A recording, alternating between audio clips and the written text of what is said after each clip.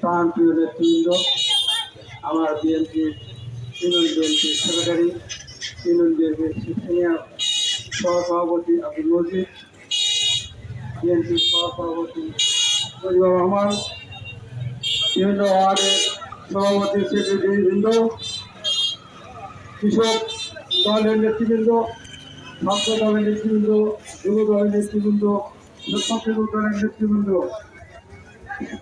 এবং আমার বিশাল পরিমাণের আমার প্রাণপ্রিয় উপস্থিত ভাইদেরকে জানাই আন্তরিক মোবারকবাদ।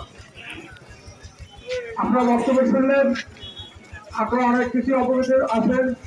আমরা আজকে আপনাদের সেই বিষয়গুলো জানানোর জন্য এখানে এসেছি। আপনারা জানেন, বৈষম্যবিরোধী আন্দোলনের মাধ্যমে বাংলাদেশ থেকে শেখ হাসিনাকে উৎখাত করেছে।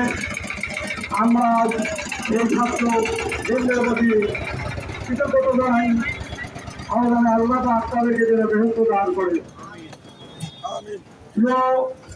বিএনপি নেতা কর্মী ভাইরা বক্তব্য আমাদের দিয়েছে, আপনারা শুনেছেন। আমি বিশেষ কিছু বক্তব্য দিব না, কারণ অনেকক্ষণ যাবত আমরা হয়রানি হচ্ছি। শুধু দু একটি কথা বলবো।